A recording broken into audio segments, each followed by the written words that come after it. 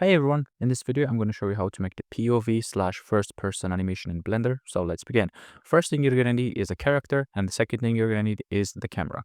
So the method that I personally use is I select the character's head and shrink it down and then attach the camera to the character's body. So let's do exactly that. First I'm going to turn on my screencast key so you can see what I'm clicking. And then I'm going to go up here and then switch this to flat shading so that it's a lot brighter. Now select your character, and then go to pose mode by clicking Ctrl Tab, then select the character's head. Click on S and then scale it to 0 by typing 0 on your keyboard. That's pretty much it.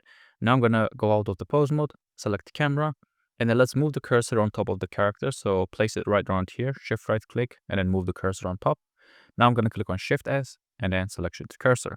Now we need to adjust the camera. Now I'm gonna press on R, Z, and then type 180 on my keyboard.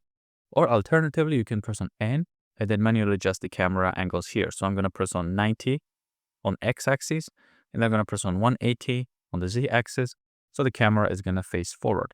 Now we need to adjust the camera even more, so what I'm going to do is right click over here or on the top, and then let's do vertical split the screen over here, and let's go to camera view right around here, press on numpad 0, or alternatively you can press on this button to go to camera view. And what I like to do is go inside camera settings, go down, click on viewport display, and then turn up the pass parity all the way up. Now what we need to do is manually adjust the camera, so let's move it back slightly. Now, as you can see, it creates an issue where we see the character's body, which we don't want to do. So you can take this and then slightly move it up. And if you want your character to look up and down, you can do that by using RX rotation method.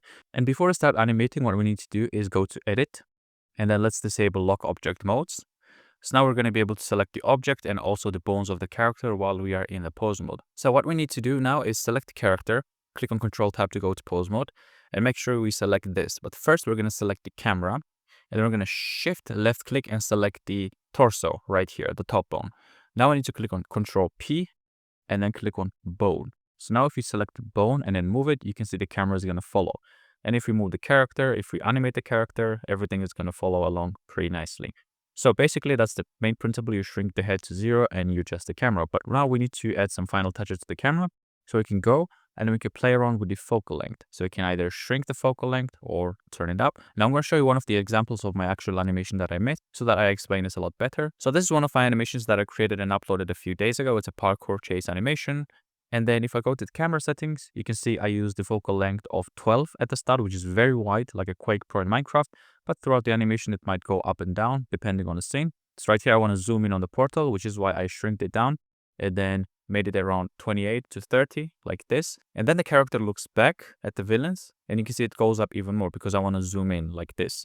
And then the character turns and prepares for a jump, and then again the focal length shrinks so that I see the character's legs and heads properly. So I can play around with it and keyframe the focal length throughout the animation you want. One last thing I want to show you is very important. Now let me show you what happens if you animate your character and leave the lighting by default. So the character is going to run, but as you can see the shadow looks very weird.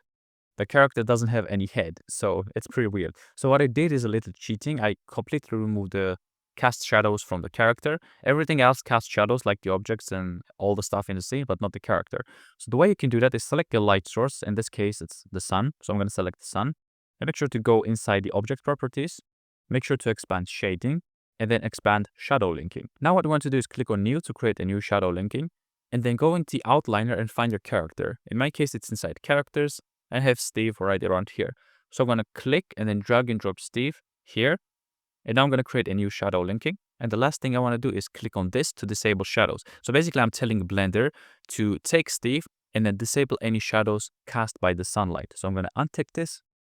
And then boom, Steve is not going to cast any shadows and the animation is going to look pretty proper. So that's all you need to do. First, attach the camera to your character and then disable any shadows if it looks weird throughout the animation. So that's pretty much it for this tutorial. Thanks for watching. Thanks for all the support. Again, links to my Patreon and course are in the description if you want to support the channel and also level up your skills. And I will see you in the next video.